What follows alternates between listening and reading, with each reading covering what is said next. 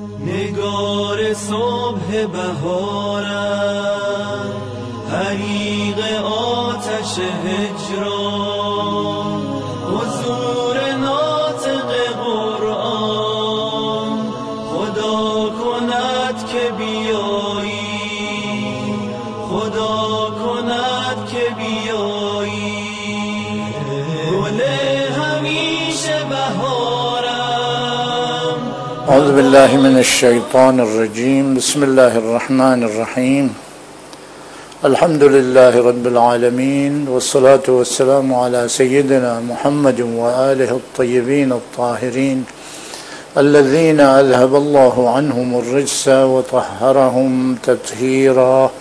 اللہم صل علی محمد وآل محمد، واللعن الدائم على أعدائهم أجمعين من الآن إلى قيام يوم الدين.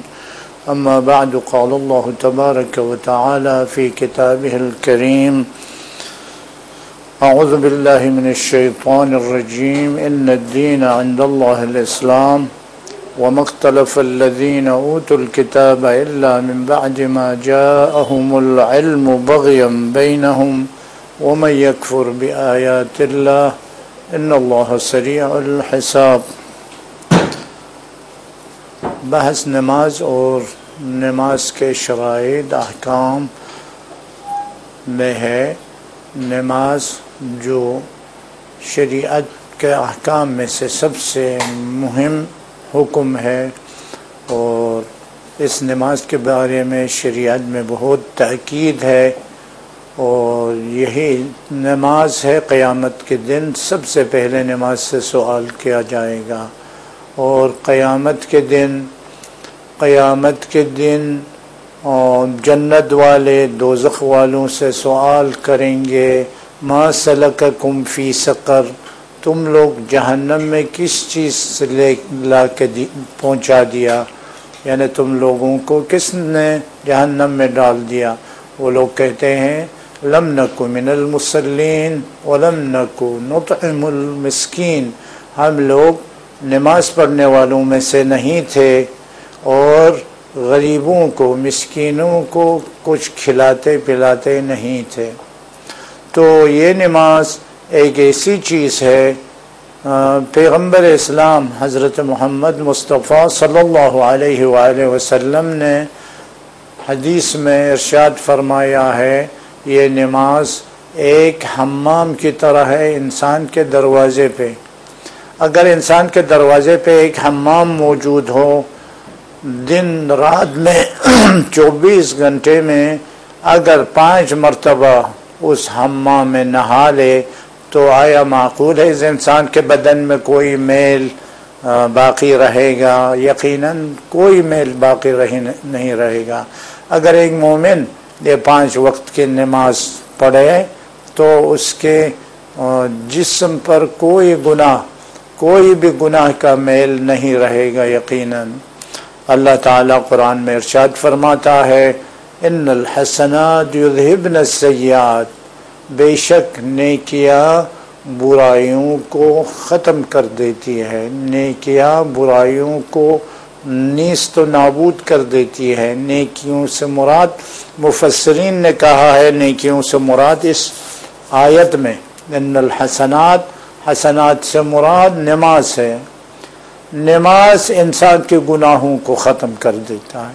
اگر ایک انسان گناہ گار ہے، نماز نہیں پڑھتا تھا اور بھی گناہ ہے، پھر نماز پڑھنا شروع کیا، جو نمازیں قضا ہو گئے اس کو ادا کیا، تو ان کے باقی گناہوں کو بھی نماز کے ذریعے معاف ہو جائے گا.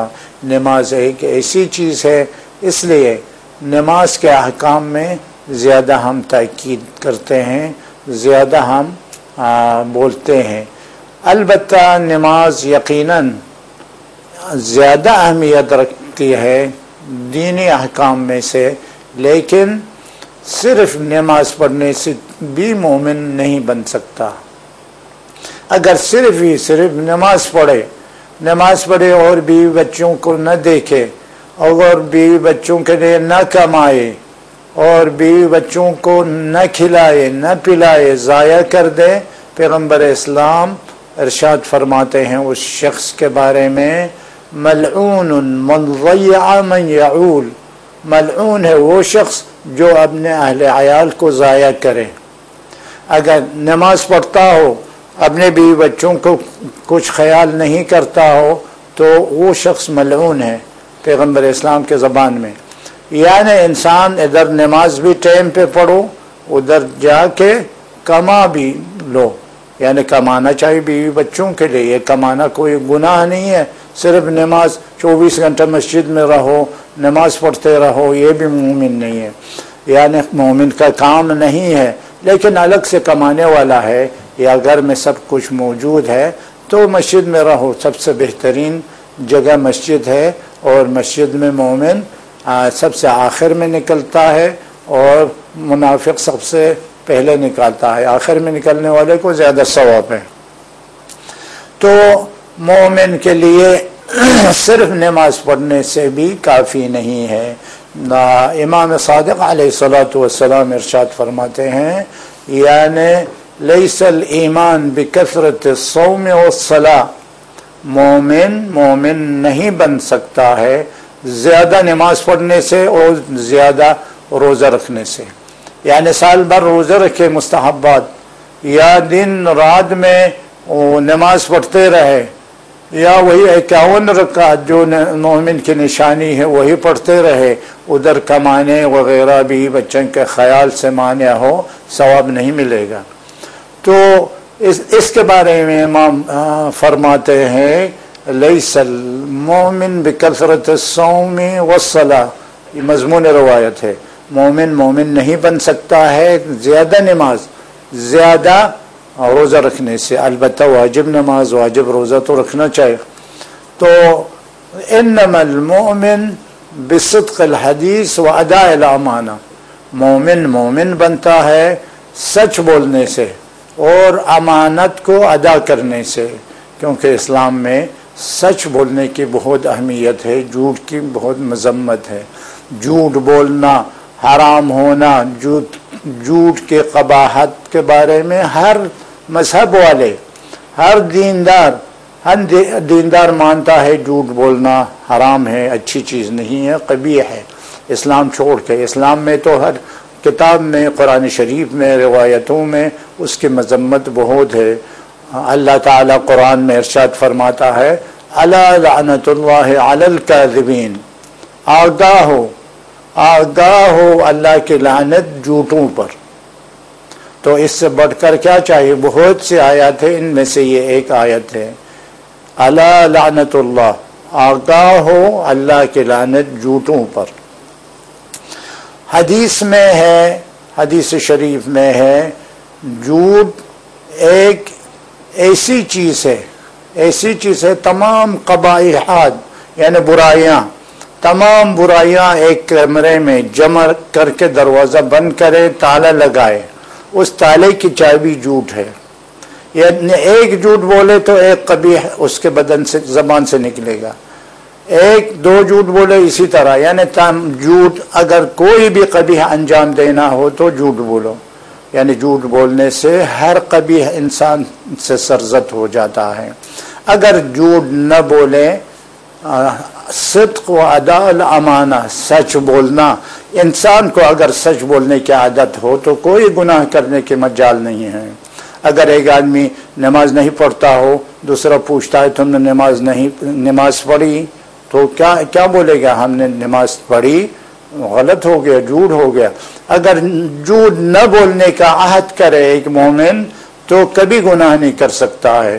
وہ دوسرے کے مقابل میں اگر جھوٹ نہ بولے، اگر عہد کیا ہو، یہ نہیں کہہ سکتے ہیں نماز نہیں پڑھا ہو تو میں نے نماز پڑھی، تو کیونکہ اس نے عہد کیا ہے جھوٹ نہ بولنے کے عہد کیا ہے۔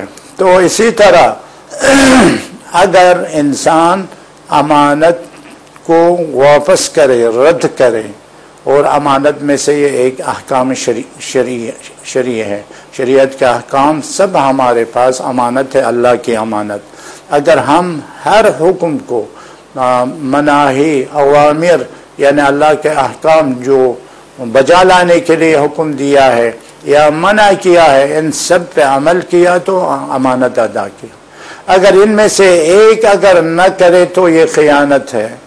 اس کے علاوہ آپس میں مومنین کے درمیان جھوٹ نہ بولنا اور امانت کو واپس کرنا، کسی مومن کی امانت یا کسی مسلمان کی امانت یا کسی انسان کی امانت آپ کے پاس اگر رکھے، اس امانت کو خیانت نہیں کرنا چاہیے۔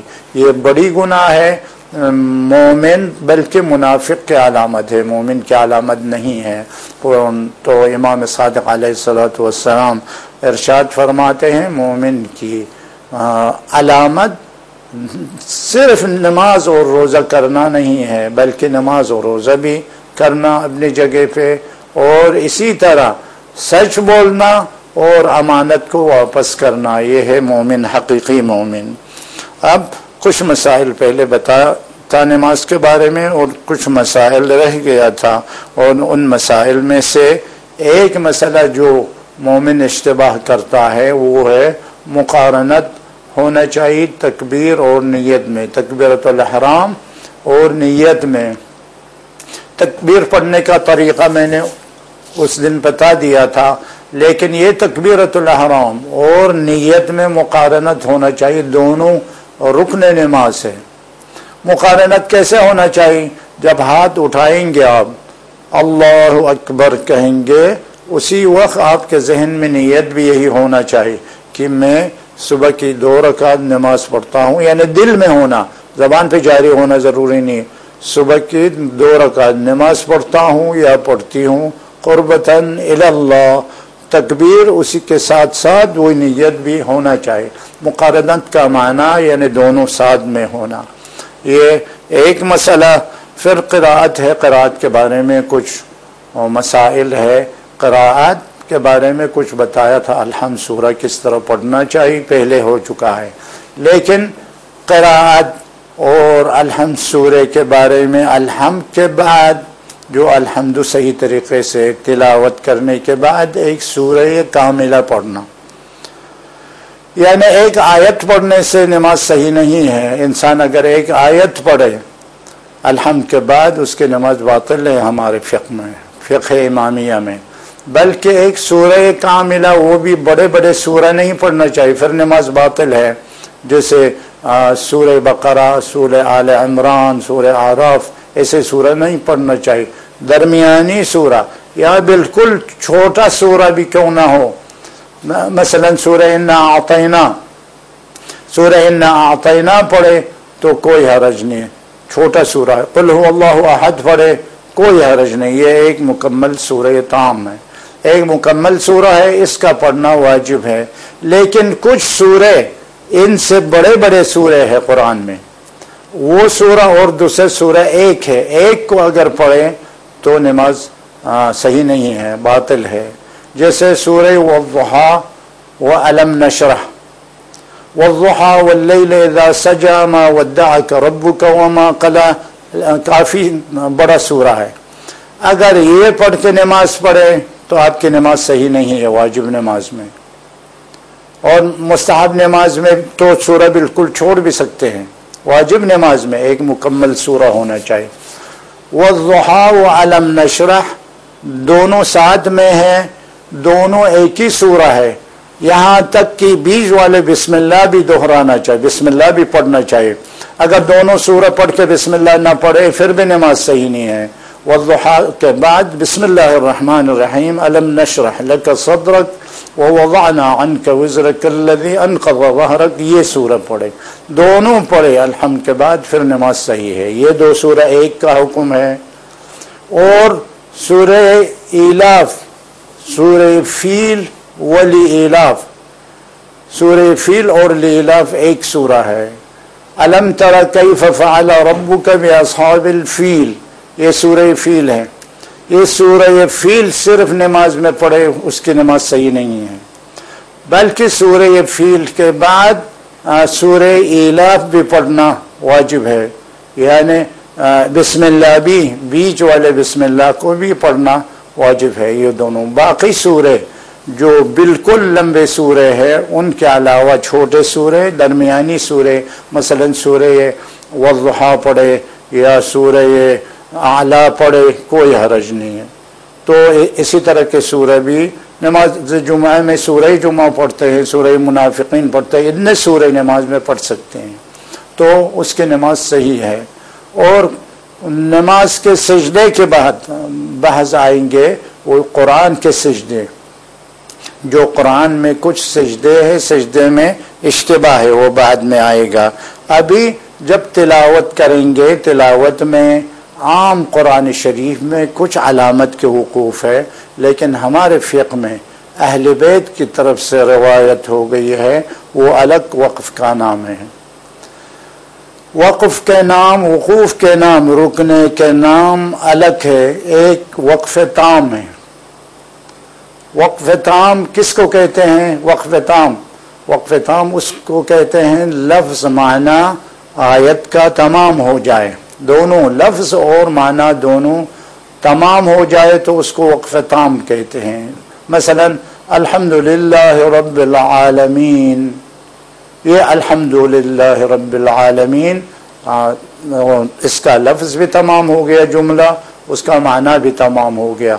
رب العالمین پہ وقف کرنا اس کو وقف تام کہتے ہیں شریعت میں اہل بیت کی طرف سے، وہ بھی صحیح ہے۔ قرآن میں جو وقوف ہے اگر اشتباہ نہ ہو، بعض وقوف میں اشتباہ، وقوف کے علامتوں میں اشتباہ بھی ہے، اشتباہ اور یا مثلا اہل سنت کے لیے ہے، اہل تشیع کے لیے نہیں ہے، ایسے علامات بھی ہے، جیسے عین قرآن میں رکوع کی نشانی ہے، اہل تشیع تراویح، نماز تراویح نہیں پڑھتے ہیں، نماز تراویح کے لیے اس عین کی جگہ تک پہنچنے کے بعد رکوع کرنے کے لیے وضع کیا ہے، لیکن اہل تشیع کے لیے یہ کام میں نہیں آئے گا۔ مثلا کچھ وقوف ہے اس میں جملہ تمام نہیں ہوتا ہے، جملہ تمام نہیں ہوتا ہے، اس میں وقف کی نشانی ہے، مثلا انزلنا کے آخر میں انا انزلناه في ليلة القدر وما ادراك ما ليلة القدر ليلة القدر خير من 1000 شهر تنزل الملائكة والروح فيها بإذن ربهم من كل امر، من كل امر سلام پہ وقف کی جگہ ہے، لیکن اگر سلام پہ وقف کرے تو سلام ہی حتی مطلع الفجر، یہ دونوں ایک جملہ ہے۔ تو سلام پہ وقف نہیں کرنا بلکہ امر پہ وقف کرنا بہتر ہے ہمارے فقہ کے حساب سے۔ تو اور ایک سورہ الف لام سجدہ، سورہ الف لام سجدے میں بھی سجدے کے نشانی خلاف ہے ہمارے فقہ کے، کیونکہ الف لام سجدے کے سورہ کا نمبر بھی میں نے دیا ہے، بعد میں آئیں گے، ابھی نہیں بتائیں گے۔ تو سب سے پہلے وقف تام ہے، وقف تام یعنی لفظ اور معنی دونوں تمام ہو جائے، جیسے الحمدللہ رب العالمین والضالین، مثلا جملہ تمام ہو گیا، یہ سب سے بہترین وقف ہے۔ دوسرا وقف حسن ہے، وقف حسن یعنی لفظ کے حساب سے اور لفظ کے حساب سے ما بعد سے تعلق ہے، لیکن معنی کے حساب سے ما بعد سے متوقف ہے، اما معنی لفظ کے حساب سے تمام ہو گیا، معنی کے حساب سے ما بعد والے سے پر متوقف ہے۔ جیسے مثلا الحمدللہ رب العالمین الف لام میم ذالک الکتاب لا ریب فیہ، مثلا لا ریب فیہ اگر وقف کرے تو اس پہ یہ وقف ہے لفظاً تمام ہے۔ الحمدللہ رب العالمین، الحمدللہ مثلا الحمدللہ مبتدا و خبر دونوں آ گیا، اور اس میں وقف ہے لفظاً متوقف نہیں لیکن معنی میں متوقف ہے۔ الحمدللہ یعنی تمام تعریفیں اللہ کے لیے، بعد میں رب العالمین آئے گا، رب العالمین اللہ کے صفت کے لیے ضرورت ہے، تو لفظاً تمام ہے لیکن معنی پر متوقف ہے۔ وقف قبیح وہ ہے جو لفظاً اور معناً دونوں رابطہ نہیں ہے، تمام نہیں ہے، لفظ بھی تمام نہیں ہے، معنی بھی تمام نہیں ہے. جیسے مبتدا اور خبر کے درمیان وقف کرے، مثلا الحمدللہ، وہ والے جو گرامر والے یا عربی قواعد میں کہتے ہیں الحمد مبتدا للہ خبر، یہ مبتدا و خبر ہے. اگر الحمد پر وقف کرے اور للہ اور الحمد اور للہ کے درمیان میں وقف کرے، یہ وقف قبیح ہے، کیونکہ مبتدا آنے کے بعد خبر کا آنا ضروری ہے. یعنی ایک لفظ آتا ہے، اس لفظ کے بعد دوسرا لفظ آنا ضروری ہے. اگر ان دونوں کے درمیان میں وقف کرے تو اس کو قبیح ہے، یعنی برا وقف ہے، اچھا نہیں ہے، صحیح وقف نہیں ہے. تو یا مثلا مضاف مضاف الیہ کے درمیان وقف کرے، مثلا رب العالمین، الحمدللہ رب العالمین، رب العالمین، رب اضافہ ہو گیا ہے عالمین کی طرف، رب اور عالمین کے درمیان میں وقف کرے. اس کو مضاف مضاف الیہ کہتے ہیں قواعد عربیہ میں. لیکن رب اور عالمین کے درمیان وقف کرنا یہ وقف قبیح ہے، اور یہ وقف صحیح نہیں ہے، کیونکہ یہ لفظ تمام نہ، رب آنے کے بعد اس کا مضاف الیہ آنا چاہیے، دوسرا لفظ نہ آئے، رب کا معنی تمام نہیں ہوتا ہے. جیسے کہ مبتدا و خبر الحمد اور للہ کے درمیان ربط ہے، اسی طرح رب العالمین میں بھی ربط ہے. پہلا لفظ آ کے دوسرا لفظ نہ آئے تو معنی تمام نہیں ہے. اور تیسرا جو وقف کی نشانیاں ہے، وقف کی علامتیں ہیں، وقف کافی ہے اور معنی کے حساب سے تمام ہے، لفظ کے حساب سے تمام نہیں ہے. یعنی معنی تمام ہے. الف لام میم ذالک الکتاب لا ریب فیہ، لا ریب فیہ لفظ کے حساب سے اس کے مبتدا خبر سب آ گیا، تمام ہے. لیکن معنی کے حساب سے لا ریب فیہ ہے، جو قرآن کی صفتیں بعد میں آئے گی وہ سب ابھی تمام نہیں ہیں. تو یہ ہے وقف جو فقہ امامیہ میں، جو فقہ کی کتابوں میں موجود ہے. اب سوال ہو سکتا ہے یہ قرآن شریف میں جو وقوف ہے ان پر بھی وقف کرنا صحیح ہے، وقف کرنا چاہیے. وقف لازم پہ رکنا ضروری ہے، اسی پہ یعنی معنی تمام ہو گیا ہے، لفظ معنی دونوں تمام ہو گیا ہے تو اس پہ بھی رکنا ضروری ہے. اور بعض جگہوں میں جو اشتباہ ہے یعنی نشان لگانے میں، یہ اللہ کی طرف سے نہیں ہے، علماء نے یہ بنایا ہے سب اور لوگوں نے بنایا ہے، اس میں ہو سکتا ہے اشتباہ بھی ہو جائے. جیسے سجدے کے الف لام سجدہ، الف لام سجدے میں نے بتا دیا، الف لام سجدے میں وقف کی جگہ پر وقف کی نشانی نہیں ہے. جہاں وقف کی جگہ نہیں ہے وقف کی نشانی سجدہ لکھا ہے، سجدہ واجب لکھا ہے. اور اس میں اس کی دلیل یہ ہے، پہلے والی آیت پر وہ سجدہ کرنا چاہیے. اس کا معنی یہ ہے پہلے والی آیت میں سجدہ کرنے کے لیے کہا ہے، دوسری آیت میں جس پر نشانی ہے اس میں کوئی سجدہ کرنے کے لیے نہیں کہا، اس میں آیت میں اشارہ نہیں ہے سجدہ کرنے کے لیے.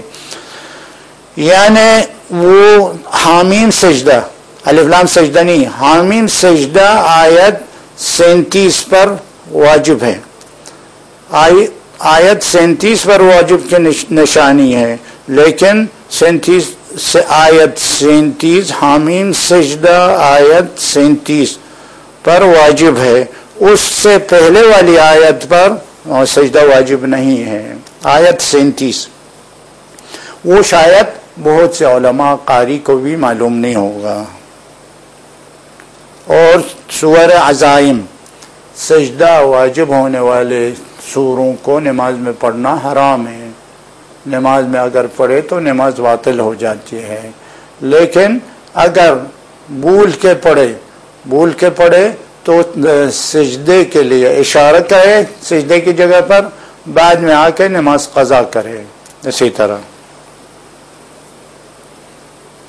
اور نماز میں طمانینہ واجب ہے. طمانینہ یعنی اطمینان سے کرنا. کوئی بھی ذکر ہو، کوئی بھی فعل ہو، نماز کے ارکان ہو، عمل ہو، اطمینان سے مکمل کر کے انجام دے.